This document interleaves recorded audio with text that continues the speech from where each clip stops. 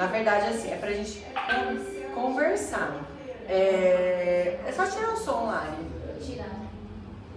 Como que a gente monta, como que a gente normalmente, melhor, como eu normalmente organizo o planejamento terapêutico dos meus pacientes. Aí eu vou fazer assim, eu vou explicar como eu montei o planejamento terapêutico da Lívia, porque é um caso que já está publicado, a gente tem organização disso, para depois a gente discutir da paciente que a gente avaliou, e a gente conta a história para todo mundo conseguir discutir junto. Então é assim, ó, quando a gente trabalha na parte neurofuncional infantil, eu brinco que é montar um quebra-cabeça de 1000 peças por sessão. Porque a hora que a gente monta tudo e acha que tá perfeito, qualquer coisa acontece, assopra o quebra-cabeça, desmonta e dá-lhe nós montar tudo de novo. Por que um quebra-cabeça? Porque a gente tem uma gama enorme de variáveis. Então, quando a gente pensa na criança, a gente pensa em desenvolvimento neuropsicomotor, eu acho que isso é um ponto importante, e tentar entender dentro do desenvolvimento neuropsicomotor qual que é a principal janela de atraso. Depois entra a fisiopatologia da doença, então o que causou e aonde foi o problema, para então a gente entender a sequela motora que a gente tem, para daí traçar o nosso objetivo. Então não dá para pular nenhuma parte, né? Então quando a gente faz as avaliações, é o que a gente mais ou menos fez hoje. A mãe infelizmente não tinha todos os exames. Então a gente tem que entender a história da criança, porque a história conta um monte de detalhe importante pra gente. Hoje, depois de fazer muita avaliação, a mãe começa a contar a história, a gente meio que já sabe qual vai ser o final da história, onde vai ser a lesão, o que vai acontecer. Então eu vou dar um exemplo prático da Lívia, que é um caso de uma criança que teve um atraso no desenvolvimento neuropsicomotor, que parecia ser uma coisa super simples e que de repente era tudo diferente. Então, quando eu conheci a Lívia tinha 3 meses, e aí ontem eu caí a ficha que ela vai fazer 11 anos. Pensa se a pessoa tá ficando velha. Me deu vontade de dar uma reformulada. Então, eu cheguei, a história era assim, ó, a Lívia, a Cris tinha tido uma gestação sem nenhuma intercorrência, só que quando a Lívia é a segunda filha, o Léo é o mais velho, ela percebeu que a Lívia era muito molinha. Então, quando chegou perto dos 3 meses, a Lívia não estava sustentando a cabeça, não estava começando a controlar o tronco, ela era bem molinha e ela não respondia a tudo o que acontecia no ambiente. Então, eu fui para fazer a avaliação dela. Aí a gente fez a avaliação de desenvolvimento motor, colocou ela na curva de desenvolvimento motor e a Lívia efetivamente estava abaixo da curva. Então, só que o que era a queixa? A Lívia era muito molinha e a Lívia não respondia aos estímulos todos ambientais. Então, quando vem uma informação como essa, a gente já chama a atenção que assim, será que é só um componente motor? Porque quando a gente estuda desenvolvimento neuropsicomotor, por mais que venha aquela história tabulada, segura a cabeça, nananã, senta não sei quando, vem aquela tabela que eu respeito, mas não acho que é assim que a gente tem que aprender desenvolvimento motor, tem uma coisa muito importante. Eu só me movimento para cumprir um objetivo. Seja ele em qual etapa do meu desenvolvimento. Se meu repertório cognitivo ainda é muito pequenininho, por conta da idade, o meu objetivo vai ser comer, vai ser olhar minha mãe. Se meu repertório cognitivo ele é maior, os meus objetivos são outros. Mas o fato é que, para acontecer um movimento, não são as áreas motoras cerebrais que são ativadas inicialmente. São as áreas cognitivas e comportamentais, porque o movimento ele acontece por um objetivo. Eu tenho 2 informações importantes. Com 3 meses a Lívia não tinha ressonância, não tinha nada. O que tinha? O histórico dela lá do nascimento, que aparentemente tinha sido tudo normal. Eu até brinco que assim, foi um tudo normal que não é tão normal, porque hoje criança vai nascer, todo mundo filma. Então a gente tem um vídeo da Lívia, saiu da barriga, colocaram a Lívia para pesar, só que em cima tinha um relógio. E dá pra gente vendo o tempo passar sem a Lívia chorar. Então assim, por mais que a nota do Asperger dela tenha sido alta, a gente tem um vídeo com o relógio. Você olha a criança, você olha o relógio e você vai vendo o tempo passar sem a Lívia chorar, toda molinha. Então assim, hoje já a gente acaba tendo uma facilidade maior. Bom, começamos a tratar a Lívia. gente tinha de princípios? Um atraso com hipotonia e uma dificuldade de reagir ao ambiente. O que era o objetivo numa criança muito pequenininha?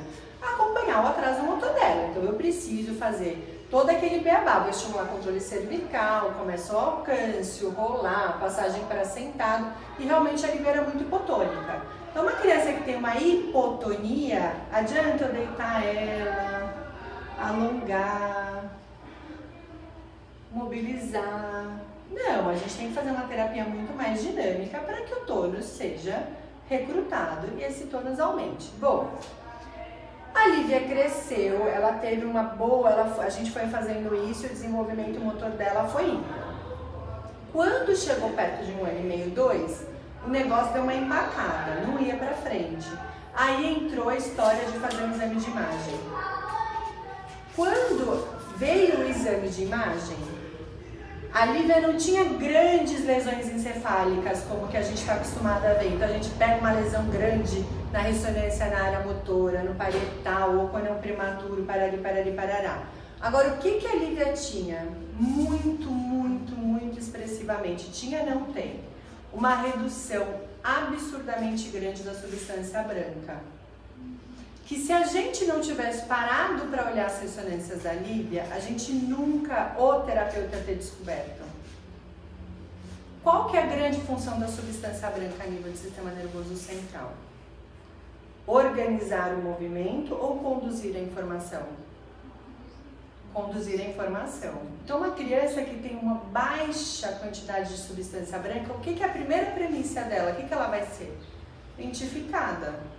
Então, quando a resposta, por mais que ela queira, quando ela pensa em gerar a resposta motora, eu não tenho time de input neurológico para que ela tenha tempo de reações, que é basicamente o que a gente vê na Lívia. Fora isso, a Lívia tinha uma coisa chamada seringomelia medular, que é uma coisa que a gente não vê normalmente numa criança com atraso. A gente vê numa criança com mielo, que é o quê? O acúmulo de líquido dentro do canal medular. Que está exatamente aonde na Lívia? Na saída do plexo braquial, na região cervical. E aí vem uma outra coisa importante. Por quê? Como que é o padrão da Lívia? A Lívia tem o padrão de membro superior aqui, que é justificado pela alteração neurológica. Então, são alterações que, se eu não olho o exame para entender o exame da minha criança em cima do quadro clínico, se eu for só considerar a história de, é um atraso, vamos tocar o atraso e não vamos analisar friamente a ressonância, o eletroencefalo, efetivamente aprender a estudar isso, entender que o físio tem capacitação e tem condições de fazer isso, eu não ia ter as informações mais importantes do tratamento da Lívia, que é uma redução expressiva de substância branca que justifica a lentificação e uma seringomelia na saída do plexo braquial, a nível do plexo braquial, que compromete a informação neurológica do membro superior. Bom, só que a Lívia também tinha uma alteração, uma malformação de Chiari. A conduta médica foi operar a malformação de Arnold de Chiari. E aí você recoloca a amígdala cerebelar na posição certa e opera. O que aconteceu? Cirurgia tranquila, calma e serena. Vai fazer, sei lá quantos anos agora, que eu já me perdi. Pra mim, a Lívia tinha 7 anos a vida inteira. Ali a Cris me liga no Dia das Mães e fala assim: Lu, a Lívia tá muito molinha. Ela não tá conseguindo ficar acordada. E a cabecinha dela tá inchada. O que aconteceu? A Lívia fez uma fístula licórica. Então teve uma complicação pós-operatória na primeira semana. Foi pro novo procedimento cirúrgico e aí ela fez lesões por anóxia. E aí a gente estava quase andando, a gente estava quase falando e de repente a gente não tava mais nada. E aí eu tive mais uma informação no meio da história inteira. Pode passar para mim, Lari? Então, o que acontece? Vocês já viram esse gráfico, eu trouxe 100 vezes, todo mundo vai continuar vendo a Lívia para sempre. O que acontece? A minha avaliação do desenvolvimento é essa. Então, a Lívia pegou, ela teve uma boa resposta. De repente, ela parou de ter uma boa resposta. Na hora que o paciente está evoluindo, a gente fica satisfeito com a evolução. Agora, quando uma criança para de evoluir, é hora da equipe parar e entender que muito provavelmente o problema é a equipe. Entendem? Porque assim, a gente tem possibilidade de repertório de intervenções. Será? Não estou dizendo que o profissional está fazendo errado, mas estou dizendo, será que a minha conduta está sendo assertiva para aquela criança? Porque antes da gente descartar a possibilidade de uma criança efetivamente melhorar, precisa entender se a minha conduta está sendo apropriada para essa criança. Ou se eu estou tentando só manter o fluxo. Por isso que eu falo, a história de desmontar o quebra-cabeça e remontar. Essa é a hora que a gente desmonta todas as peças, coloca na mesa e fala, tem alguma coisa errada. E a gente precisa incluir essa informação. O que acontece? Eu acredito, não é que eu não acredito, eu acho que existem várias técnicas, métodos, conceitos, tudo isso na nossa profissão. E tudo isso é extremamente importante e cada intervenção é benéfica para uma criança num determinado momento de vida e que cada profissional escolhe a conduta terapêutica que vai adotar. Eu, por premissa, eu escolho abordar condutas terapêuticas que têm uma comprovação científica. Eu acho que isso me dá uma segurança para mim, para minha criança, e a gente tem um repertório não tão amplo, mas específico de condutas terapêuticas. Nessa época, saiu a história do treino de marcha em esteira, sem suporte de peso corporal. E a gente começou a fazer na Lívia o treino de marcha em esteira, seguindo os protocolos que tinham na literatura. E a Lívia começou a melhorar, e ela conseguia trocar o passo. Na esteira, você colocava o ritmo para ela na esteira, porque a hora que você coloca a esteira com ritmo, por que a gente usa tanta esteira?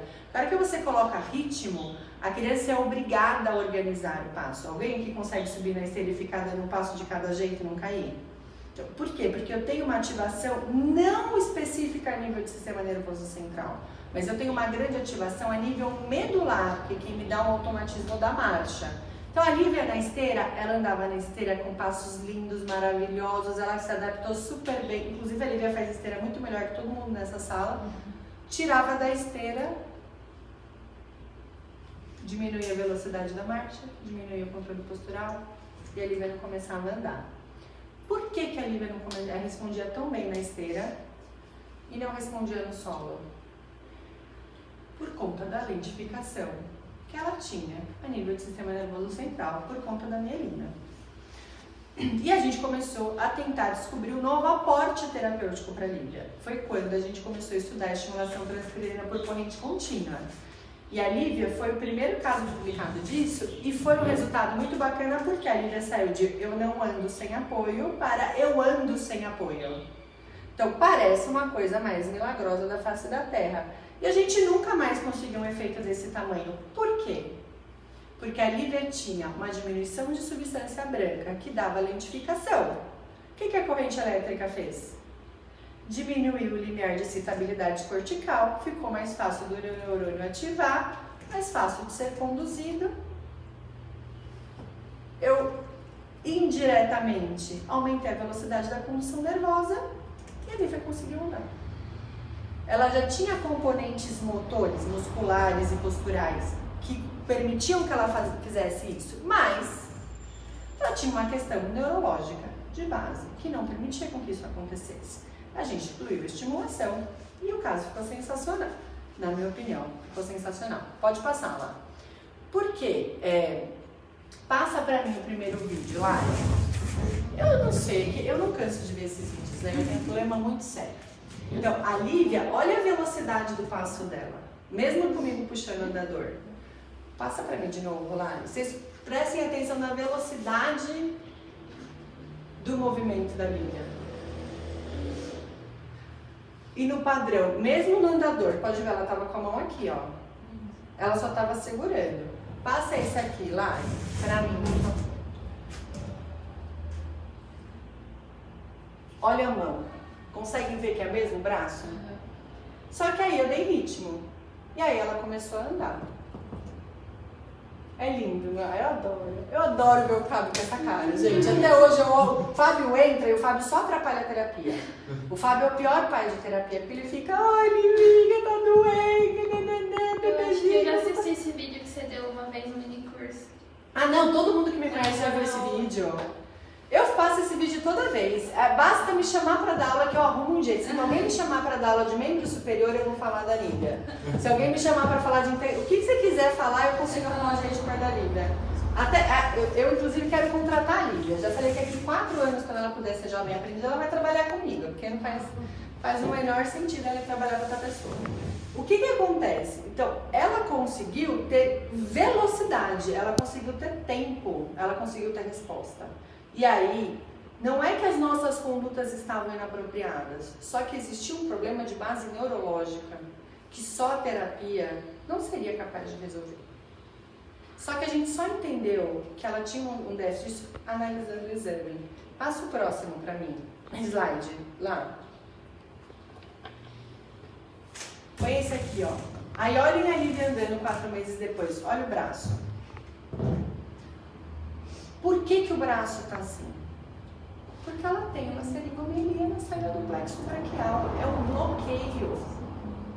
Por mais que ela consiga fazer o movimento, existe um bloqueio a nível de controle. A informação não passa e ela se adaptou a isso aqui. Aí, não dá pra gente ficar pirando na batatinha de sair enfiando uma órtese, uma tala, Existe uma questão neurológica, medular, lógico que a gente vem, sei lá quantos anos, tratando esse braço, focando para que esse braço melhore e a gente quer efetivamente que isso aconteça. Mas isso se explica. Eu contando a ressonância da Lívia para vocês, e vocês olhando a Lívia não bate, não casa, né? Se eu for contar o eletro, vai acontecer a mesma coisa. E tudo que eu for explicar, porque as coisas se falam, é o mesmo ser humano.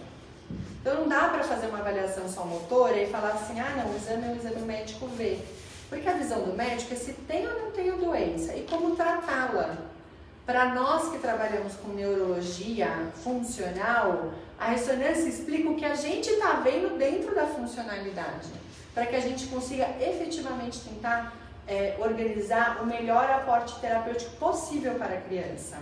Assim, é lógico, põe aqui para mim, Lari, o último. A Lívia melhorou um monte, ela continua fazendo fisioterapia porque eu não quero ficar sem ela, né? Então são as minhas 2 terapias semanais. Ela tá vendo? Ela consegue estender muito melhor, ela tá segura, ela tem condições de fazer isso. Mas hoje ela é uma criança que treina, ela anda de costas na esteira, anda de lado, por quê?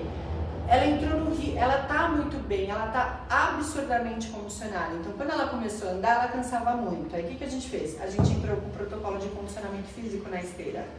Então, a gente fez o protocolo. A gente foi acompanhando cada uma das defasagens que ela tinha ao longo desses anos, com base em ciência, né? Porque assim, fazer condicionamento físico na infância, eu vou tirar isso da onde? Vou tirar de um artigo.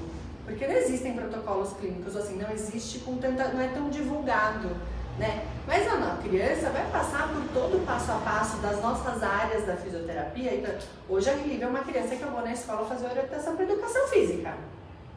Porque qual que era o problema da educação física? A Lívia é toda dengosa, ela chegava na educação física, fazia assim para todo mundo, aí ela sentava, o professor ficava de mão dada com ela, as pessoas traziam a bola para ela. Aí trazia uma bola, ela fazia assim, carinha diante de novo. Aí eu cheguei lá, dei meia dúzia de grito com ela se aprumou em 2 minutos para fazer educação física. Então, assim, a gente tem que ir montando a conduta, não a conduta estacionária.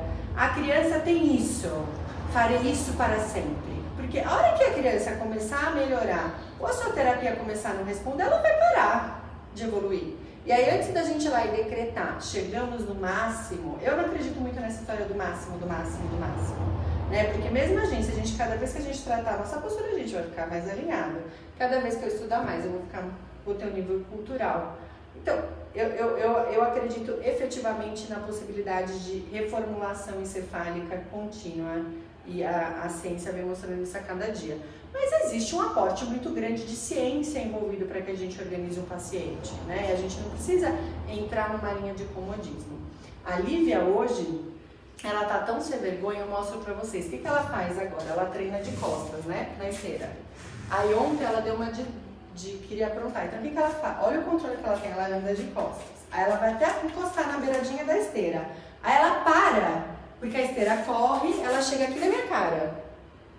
deslizando. Aí quando ela chega bem pertinho, eu dou uma bronca nela, ela volta de costas. Aí ela para, olha o planejamento e aonde vai o controle motor para ser vergonhice. Mas jogar bola na educação física, a mesma criança não pode, não consegue. Porque aí ela não tem controle. Né? Tanto é que a hora que ela me viu passar na quadra, ela fez assim, tipo, putz, você que tá aqui.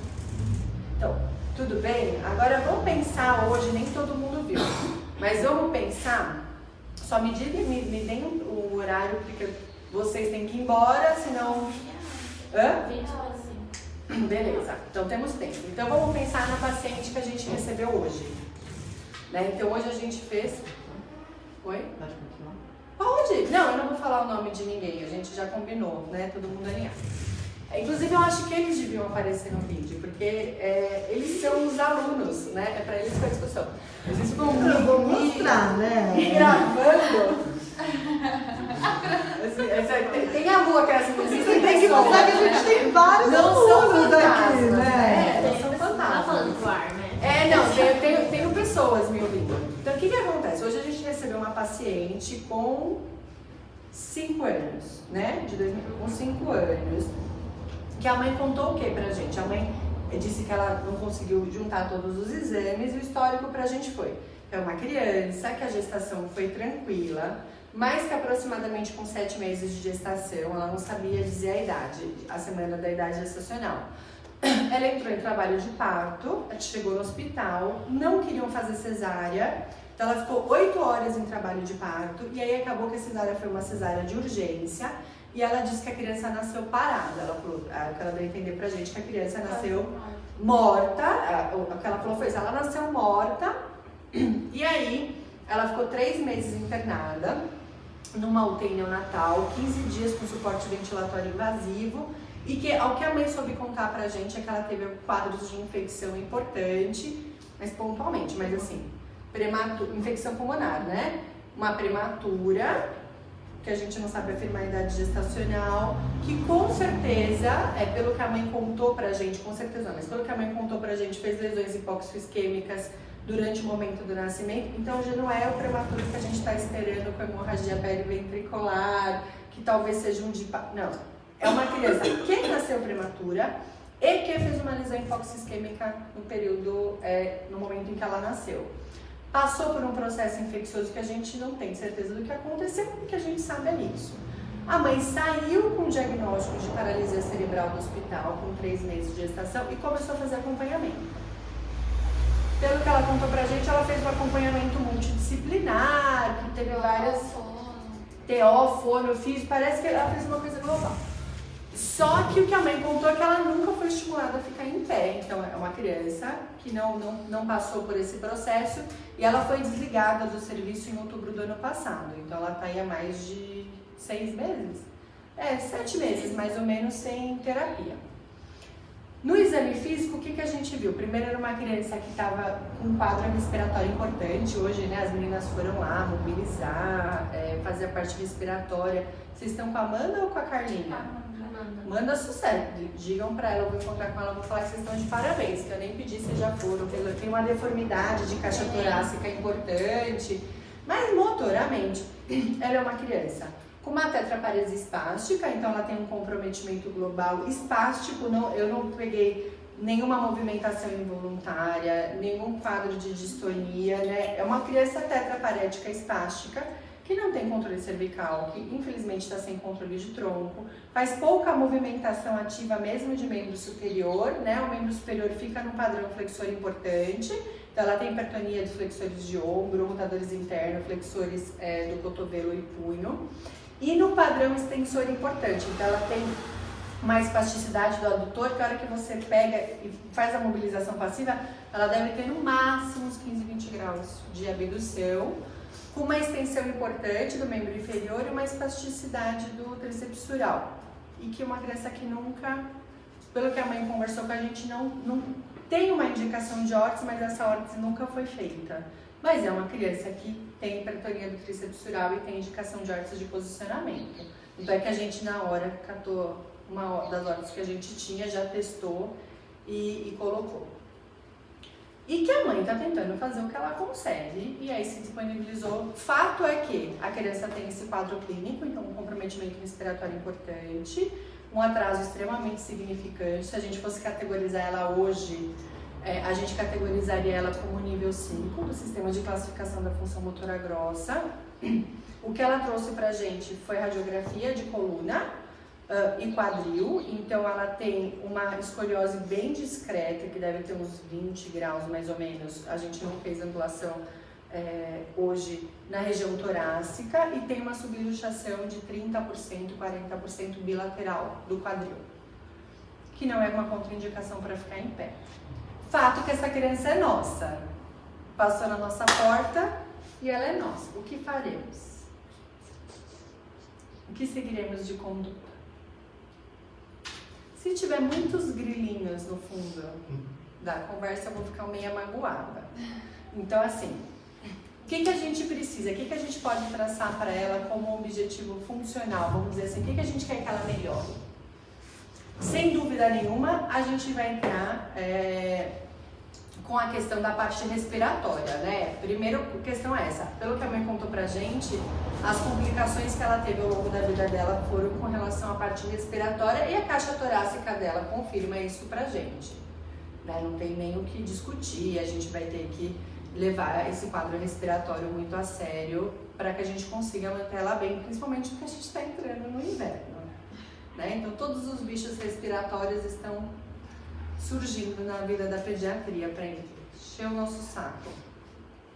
Mas, o que a gente teria que começar a pensar? O que são as prioridades para essa criança? Acho que a gente tem que tirar ela daquele padrão dela, com certeza, alongar bastante ela. Então, assim, ó, com certeza, então, assim, primeiro ponto, então vamos pensar o que a gente gostaria de oferecer para ela funcionalmente, né? Então, assim, a gente falou o quadro clínico da parte geral, né? Acho que não negativo ou positivo, mas um ponto geral. Mas tem um monte de coisa boa ali no meio, né? Então, assim, é uma criança que interage com a gente, né? Que ela consegue... Ah, vocês conseguiram? Cara, eu não consegui nenhuma risada, não. Então, assim, ela interage com a gente. Você vê que eu fui contando pra ela o que aconteceu na avaliação e ela foi prestando atenção, então ela conseguiu. A gente fez o mesmo, a gente falou o nosso nome, foi conversando com ela, assim, como a gente conversa com uma pessoa, assim, que... Tipo, uma criança típica. Isso, que é o que a gente vem pregando, né? Acho que desde a disciplina, quando eu dei a disciplina pra vocês, é que eu venho conversando com vocês. Conversem com a criança, né? Não vamos ser nós até essa visão, vamos dizer assim, que ela não entende nada, inapropriada de que paralisia cerebral é sinônimo de déficit cognitivo, né? A criança tá ali, você tem que conversar e tem que explicar pra ela porque é o certo, assim. E é muito mais gostoso. Tanto que no começo ela tava chorando bastante, depois ela tava gritando e depois ela parou, ela nem chorou mais. Porque ela vai ter que pegar confiança na gente. Mas o fato é que a gente percebeu que ela entende o que a gente tá falando, né? E que a gente conversando, a gente consegue acalmar, consegue antecipar o que tá acontecendo, porque a gente pode deixar de esquecer que ela nunca viu a gente, de repente somos as pessoas que roubando ela da mãe, colocamos no tablado e começamos a mexer nela com aquela tosse horrível que ela tava. Então, ponto positivo, né? Muito bom. A criança tá aqui com a gente. Desculpem, eu não sou capaz de partir do princípio que uma criança não quer melhorar. Eu parto do princípio que a criança quer melhorar. Então, com certeza, ela quer melhorar. Ela tem movimentação ativa, né? É uma movimentação ativa bastante restrita pelo tônus, mas é uma movimentação ativa. Então, isso é outro ponto importante pra gente. Então, e que tem um controle cervical ruim, mas tá ali, né? Tá ali. Então, assim, a gente pode pensar que um dos nossos principais objetivos, ou talvez o nosso primeiro objetivo funcional, seja conseguir melhorar esse controle cervical dela e tronco, e tirar ela de deitado. Que é um troço que me deixa... É criança que fica... Imagina, a menina tem um quadro respiratório, tem um padrão tônico bem complicado. E a gente vai deixar ela o dia inteiro deitada? Por quê? Ela não tem e nunca teve prescrição de qualquer tipo de adaptação. Ela não tem cadeira de rodas, ela não tem parapódio, ela não tem órtese. Onde que a mãe pode deixar ela? E a gente sabe a condição socioeconômica que a gente sabe a história, né? Então, eu acho que assim, a gente pode pensar que o nosso objetivo funcional inicial é melhorar o controle cervical de tronco superior e tirar ela do deitado. Podemos assumir isso como objetivo? Porque nem se for assim, nem se for só pra me agradar. Né? Não dá, mas eu acho que isso já ficou intrínseco na alma de vocês, eu né? Eu acho que a mãe quer também isso, porque não só porque ela tá crescendo e ela não vai conseguir ficar carregando ela o tempo inteiro, mas quando a gente chegou lá pra começar a trabalhar com ela olhou pra gente e falou assim, aqui anda mesmo, porque a mãe do Marcelo parece falou pra ela que vamos falar dos nomes das criancinhas, que a Thaís está aí com o negócio ligado. Não, aqui a gente põe pra andar, podem falar que não. Tudo bem. Vamos combinar que aqui a gente gosta. Eu acho que eu já fiz vocês.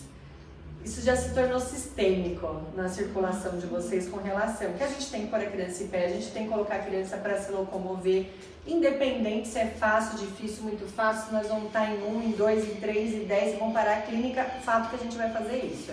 Isso, se tem uma coisa que me deixa orgulhosa, que eu conto pra todo mundo de vocês, é isso. Vocês não negam fogo pra pôr as crianças em pé e locomover, e a gente se junta, faz, e nunca vi criança aqui brava com a gente, com isso. Com exceção da nossa querida, eu posso falar o nome, Sofia, porque a Sofia gosta de escandalizar e tudo bem, mas faz parte do show dela, né? Senão ela vai manter, não pode deixar de manter a fama de durona se ela não brigar com a gente. Já ficou até engraçado, né? Já virou uma coisa fofa. Mas esse é um fato, a gente tem que tirar a gente obrigatoriamente tem que tirar essa criança da postura deitada. Porque senão ela não tem nem chance de melhorar da parte respiratória, galera. Não tem como abdominal entrar para dar suporte para ela tossir. Hoje, se a gente for ver friamente, o maior problema que essa criança tem é para tossir. Não é? Porque ela deve ficar o dia inteiro meio que afogada. Agora a Amanda vai arrepiar, com afogada em secreção. Nossa, o pessoal da respiratória deve querer morrer, os loucos da neuro falando isso. Sem condições de tirar a secreção. Né? Então, assim, você vê assim, o desconforto dela é muito evidente, assim. Mas imagina, a gente com o nariz escorrendo já fica desconfortável. Uma secreção né? Então assim, se a gente tirar ela dessa posição, a gente começa a conseguir entrar na briga, né? Então assim, para fazer isso, é lógico que a gente vai precisar fazer parte de adequação de tônus, né? Assim, eu não falo adequação porque assim, quem adequa tônus é o sistema nervoso central, mas o objetivo nosso é que esse tônus diminua para que o movimento ativo se torne um pouco mais amplo e aí a gente consiga ganhar mais funcionalidade. Então, essa é a nossa prioridade. Com base nestas informações, para que isso aconteça, o que a gente precisa fazer? Então, primeiro entendam que nós não somos irresponsáveis. Eu vi o raio-x, no raio-x dá pra gente ter uma ideia da densidade óssea, ninguém aqui tá pirando o cabeção, por isso que a gente vê exame complementar. Então, o que a gente precisa pensar? Precisamos de uma órtese. Que tipo de órtese? Fixa, suropodálica fixa. Todos os outros professores de universidades que me desculpem, os meus alunos são excelentes. É pra ser essa época do estágio, né? É pra ser, porque aqui um mês vai rolar a fatídica reunião. Então assim, a gente conseguiu organizar uma órtese. O que a gente podia indicar para ela sair do deitado e começar a passar para o sentado em pé? Essa vai ser a nossa primeira missão. Por quê? A criança pode vir aqui, eu vou mobilizar, a gente pode mobilizar ela. É lógico que a gente vai fazer lindão, né? Quarta-feira que vem a gente vai mobilizar, pôr ela em pé, sentado para em pé e vamos ver como que o negócio vai ficar, né? Vocês já estão em 2, eu tô aqui, vai ser legal. Mas ela vem 2 horas por semana com a gente. E o resto do dia a gente sabe que essa condição é urgente. Então, o que a gente pode pensar de recurso para ela? A gente pode pensar em parapódio. Eu tenho pra mim que a gente tem um parapódio parado aí, não tem? Tá vendo? Eu sempre fico o dono guardado. A gente ganha os troços, não sabe onde é que vai chegar. Já achamos o dono do parapódio. Vamos só torcer pra... Eu acho que bate o tamanho do parapódio que tá aí com a criança. Então, a gente pode pensar no parapódio. A gente testa e indica um parapódio pra família. E nós vamos ter que tirar e passar ela, não ficar deitada, ela vai ter que passar para sentado. Né? Então, assim, ver como que a gente vai adaptar alguma posição, orientar a mãe sobre tudo isso, né? Terapia, a base da terapia se chama orientação. Então, nós vamos ensinar a mãe como alongar, como mobilizar. Parece que é uma família grande, né? Assim, ela tem, fora ela tem mais 5 irmãos. 4 irmãos. 4 irmãos, e 5 no total. 5 com ela. E ela é a única menina, ela tem o irmão de 7. Que brinca com ela, que mais fica com ela, fica falando, olha que o Vitor Hugo, olha o que o Vitor Hugo fez na escola. Que não é o que estava aqui. Não. Então nós vamos conhecer o Vitor Hugo. Vamos conhecer ele. É automático. Nossa, eu sei, gente. É a Thaís que fica o negócio. A gente precisa conhecer ele e orientar ele. Se ele tá brincando com ela, vamos ensinar ele a brincar. Eu não tenho certeza se era ele ou não. Então, não, esse aí não era. Esse aí já tá na fase do celular. Pré-adolescente. Não, esse não tá. Mas assim, se o Vitor Hugo é o cara que brinca com ela, editar o vídeo e colocar pi. Se ele é o cara que brinca com ela, quem a gente precisa conhecer? Ele. Ela falou que ele chega da escola e mostra pra ela, chama tudo ela pelo nome e fala, ele conta tudo, mostra toda a lição que ele fez. Então, ele fala dele na terceira pessoa pra ela. Esse é o nosso cara. Então, nossa missão é conhecer esse cara que nós vamos ensinar ele a brincar com ela. Isso é orientação. A gente traz o cara aqui, junta, senta todo mundo e vamos ensinar ele a brincar com ela. Porque imagina, qual que é a pessoa que vocês acham que ela mais responde no mundo? Ele, não vai ser a gente. Né? Então, orientar, organizar as coisas é isso. Esse é o nosso objetivo do mês. É conhecer o querido. O famoso RH. Querido. Vamos ensinar esse cara a brincar com ela e vamos organizar a casa dela. Vamos pensar no parapódio, vamos pensar numa forma de adaptar para que ela fique sentada. Vamos puxar todas as coisas que a gente tem. A gente tem uma colaboração de uma pessoa que disse que tem umas cadeiras mais ou menos lá perdida. Vamos ver se a gente consegue alguma coisa. Vamos ver se tem a possibilidade de colocar uma calça de posicionamento. Então, qual que é a nossa missão inicial para atender o nosso objetivo de melhorar o controle cervical? Então, orientar a família.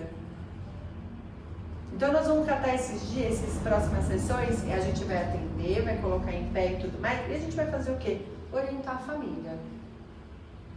Em tudo, a gente vai dar suporte para que essa família tenha condições de cuidar dessa criança. Essa é a nossa missão.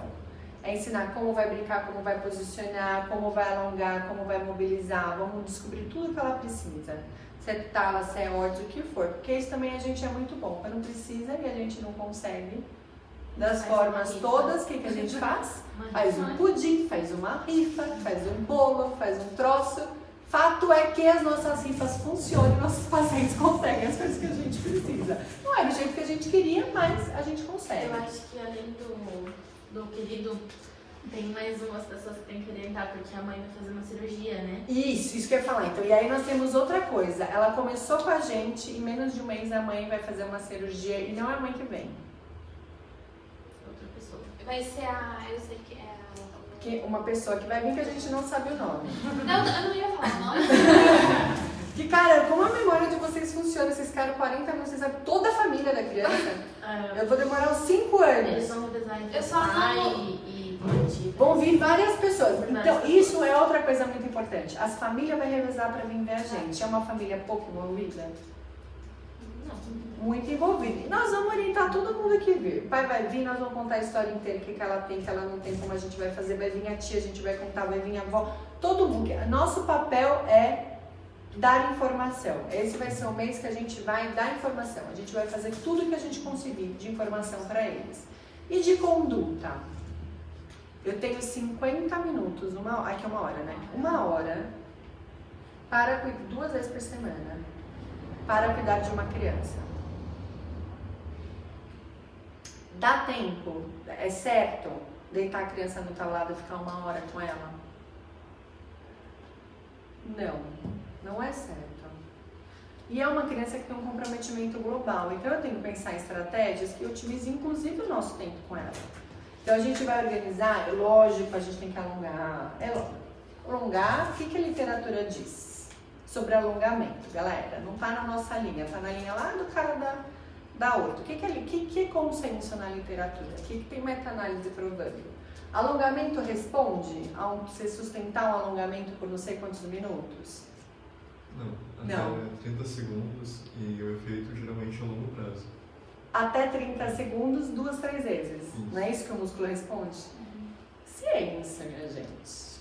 Professor Matheus, que deu assistir ao Matheus, é ótimo de alongamento. Ele escreveu um livro sobre alongamento manuscrito. Tá certo! Porque o alongamento é o mínimo que o físico tem que saber, então que saiba no mínimo fazer direito. Então, se eu for... Matheus, sucesso, gente. Assistir a aula de alongamento do Matheus é um arraso, cara. Eu assisti e fiquei assim, ó. Gente, eu não sabia disso. Aí o Matheus falou assim pra mim, nossa, você fica aqui a aula inteira, deve ter sido chato, né? Porque imaginei isso pra você. Eu fiz uma cara de... tipo... Foi ótimo, Matheus. Você não sabe o quanto eu não sabia tão bem. Né? Porque a gente não costuma ler tudo, mas agora eu já tô craque. Ele mostra um guideline de alongamento. E não, ele foi lá e mostrou o guideline de alongamento. Então, assim, nós sabemos que cientificamente já foi provado que a gente precisa fazer o alongamento dessa forma. Isso é um tantinho da terapia. Né? Não precisa. Quem mais que organiza tônus? E organiza tônus muito bem, que a professora de vocês ama. Que não é alongamento. As posturas e descarga de peso, viu? Isso é uma piada. Esses são meus alunos, meu amor. Esses são meus alunos. Descarga de peso, né? Como que eu consigo trabalhar descarga de peso? Sentado eu consigo fazer descarga de peso de membro superior. A gente consegue passar lá para gato, fazer descarga de peso de membro superior e membro inferior.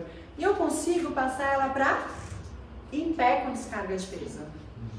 Em 2 pessoas a gente consegue fazer descarga de peso, organizar o tronco, aquela petitica, né?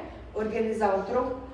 Com todas essas trocas posturais, eu vou estar cumprindo o meu objetivo de estimular o controle cervical? Sim. Eu preciso ficar esperando a criança ganhar controle cervical para fazer tudo isso?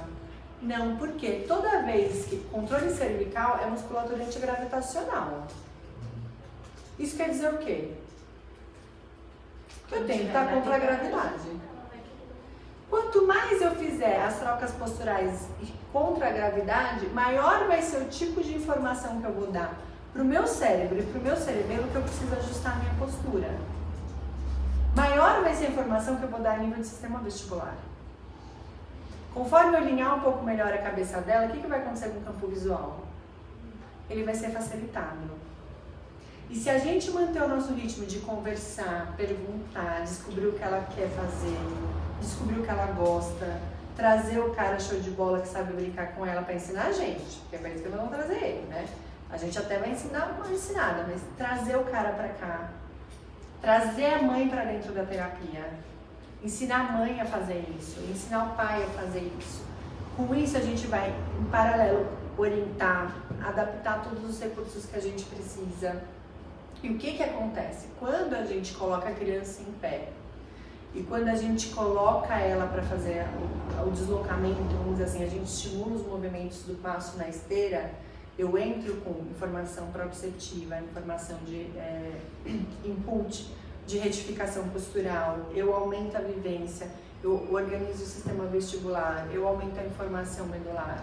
Então, mesmo quando eu tenho uma criança com quadro motor mais grave, se eu pegar e manter a criança deitada 1 hora, o que eu faço com o quadro motor dela? Eu reforço. Não adianta, controle tronco e cervical é musculatura antigravitacional. Se eu não entrar contra a gravidade, se eu não impor posturas, não tem nem informação para o sistema nervoso querer processar. Se o cara está deitado aqui eu não preciso de musculatura antigravitacional. Vocês concordam? Agora, se eu imponho essa possibilidade, eu não estou indo só pelas vias voluntárias, eu estou indo pelas vias de ajustes posturais. Isso é trabalhar com neurologia. Não é catar um exame e falar assim, a lesão é desse tamanho, tá uma catástrofe. Não é usar o ponto negativo da neurologia, é usar o ponto positivo. Que tendo vias íntegras, a gente tem possibilidade de repercutir o processo de plasticidade. A gente tem possibilidade de conseguir melhora de função. Quanto, gente? Quanto nós vamos descobrir com o tempo? Porque essa criança nunca fez essas posturas e não tem como predizer. Não estou dizendo que ela vai mudar um nível que a gente vai... Não é isso. Eu estou dizendo que mesmo dentro do nível dela, ela pode ter desempenho. Eu já mostrei para vocês a curva do GMFCS versus GMFM, que é a curva igual do peso e altura. Mesmo o paciente nível 5, ele tem uma curva enorme de possibilidades de desempenho. Ele pode ser um GMFCS nível 5, dentro de um percentil 5 de desenvolvimento. Ou ele pode ser um GMFCS nível 5 num percentil 90. O nosso objetivo é fazer o quê? Com que o cara chegue em 90, 100, que ele vá para o máximo possível de desempenho. Porque o que vai acontecer? Se a gente deixar essa criança só deitada, não orientar essa família, não subir ela de postura, não tentar ganhar, não importa quanto, mas não tentar ganhar musculatura de tronco, não é que ela vai internar porque ela tem paralisia cerebral. Ela vai internar e vai comprometer o prognóstico de vida dela por conta da questão respiratória. E a gente não vai deixar uma criança afogando de secreção, deitada no tablado. Vocês vão ficar agoniados hoje? Na avaliação deitar ela, não dá desespero? Né? Porque assim, deitou, ela ficou muito mais desconfortável. Agora imagina que essa família não tem orientações e ela está deitada o dia inteiro. Quantifiquem o quanto isso é grave. É uma criança que tem um quadro respiratório importante, com um monte de secreção, com uma caixa torácica comprometida e que a mãe não tem nenhum tipo de suporte para tirá-la da postura deitada. Então ela está permanecendo deitada na condição que a gente viu durante a avaliação o dia. E não por negligência da mãe, mas por... Exato. Dá para ela ganhar peso assim? Dá para ela ganhar controle motor assim? Não dá. Tanto é que a mãe, a hora que a gente sugeriu dividir, se eu tivesse falado para ela vir 5 vezes, ela ia dar o jeito dela trazer. Tenho certeza. Ela é super dedicada. Né? Então, assim, quando a gente monta, pensa na estrutura de como traçar um objetivo do paciente, não adianta pegar assim, ó, PC tetraparético espástico nível 5, pôr numa caixa, fechar e falar, então beleza. Então eu vou ficar aqui, controle cervical não vai dar pra ganhar muito, entrar nisso. Tentem fazer o caminho inverso. Beleza. Tem tetraparesia espástica, é o nível 5. Ótimo. Já sei tudo que eu não queria saber. Vamos dizer assim, tudo que eu preciso, mas o que eu não queria saber. Agora, o que tem de bom? Ah, tem uma subluxação, mas tem estrutura óssea. Eu consigo alinhar a membro inferior. Eu consigo reduzir o equino. A criança me entende, a criança participa, a família é bacana. Olha quanto coisas positivas tem frente a uma coisa não tão boa. Pra gente terminar, mas é uma coisa que eu levo muito pra minha vida. Eu não acompanho diretamente, acompanho mais à distância. E eu posso falar o nome e sobrenome porque elas não vão se importar, até porque é um elogio. Mas eu tive o privilégio de acompanhar uma adolescente chamada Giovana Moreschi. Que a mãe dela chama Luciana, que é uma mulher. A Luciana é uma mulher que pensa numa bicha porreta. E a Giovana, quando ela veio pra mim, ela tinha um histórico que falava que ela tinha uma ataxia por uma lesão cerebelar. A história é enorme, mas fato é que... Eu já devo ter contado a história dela pra vocês. Fato é que ela descobriu que ela tinha ataxia de Friedreich enquanto eu acompanhava ela. E aí, quando ela descobriu, eu nunca vou esquecer porque eu tava na Itália. E foi no um dia antes de eu conhecer a Capela Sistina. Que é todo um lugar lindo. Nossa, chorei um monte, fiquei super emocionada. Mas a Luciana me disse uma das coisas mais incríveis que eu já ouvi na minha vida sobre diagnóstico. Ela fez assim: Lu, eu decidi que se alguém me der um papel em branco com uma ponta preta, que pra mim é isso, contaram pra mim que não existe nada, que só existe esse ponto preto que chama-se ataxia de Friedreich. Eu vou catar essa... Ela não fala muito palavrão, fala um palavrão enorme, esse papel branco, e eu vou pintar ele todo colorido, porque aonde tiver espaço eu vou pôr alegria. Eu acho que reabilitação é assim. Tem que ser um papel branco com aquele ponto preto que se chama diagnóstico. Só que a gente tem que tratar ele, deixar ele lá bem organizado. Pensa bem, eu falo que problema inimigo, eu não quero ser simpática, eu quero olho no olho para saber, assim, deixar bem claro que eu tô sabendo qual que é meu inimigo, qual é meu problema. Acho que o problema a gente olha para ele muito de perto, com muito cuidado. Só que a gente tem que pegar esse ponto preto e ótimo, ele vai ser o ponto preto que vai ser como é que chama? O meio da flor? O miolo da flor. E nós vamos fazer uma flor colorida linda no meio disso tudo e fazer a história inteira se tornar feliz. Porque se a gente for olhar só o ponto preto, a gente sequer vai ter noção que existe uma folha branca enorme para ser desenhada. Reabilitação e neurologia tem que ser assim. Ótimo, chegou uma criança com tetraparesia espástica, que é nível 5, tem um comprometimento respiratório. Perfeito. Estamos lá, olhando. Vimos direitinho qual é o problema. Só que ela entende, vocês. Ela riu, vocês conseguiram acalmar, vocês já sabem tudo da vida da família, tenho certeza que até as fofocas mais tenebrosas que eu conheço vocês. A gente já sabe que o irmãozinho super brinca com ela, que tá todo mundo envolvido, ela não tem deformidades, ao movimento passivo o tônus cede. A mãe é super bacana, a gente teve a sorte de ter uma órtese que alguém doou, sei lá quando, não sei onde pra gente. A gente tem a sorte de ter um parapódio que surgiu sei lá quanto tempo. Tá quanto tempo esse parapódio aqui? Trocentos tempo esse parapódio aqui, então achamos o dono, né? Então assim, tentem colocar mais colorido em volta dos pontos pretos que aparecerem de diagnóstico na vida dos nossos pacientes, que com certeza, não só pra eles, como pra gente também vai ser muito mais legal. Então quando a gente for discutir possibilidade de tratamento para um paciente, comigo pelo menos, lembre-se sempre que a gente quer saber tudo. Ressonância, diagnóstico, quadro clínico, eletroencefalo, raio-x, tem médico, não tem médico, tomar remédio, não tomar remédio, todo o discurso que a gente tem que saber.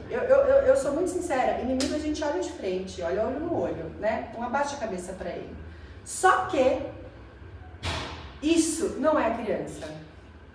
Isso é o exame, isso é o diagnóstico médico, isso é o CID, isso é qualquer coisa, menos a nossa criança. A nossa criança tem nome, tem sobrenome, tem família, tem vida, gosta, não gosta e tem possibilidades. É isso que a gente tem que buscar pra gente montar uma boa conduta terapêutica. Certo?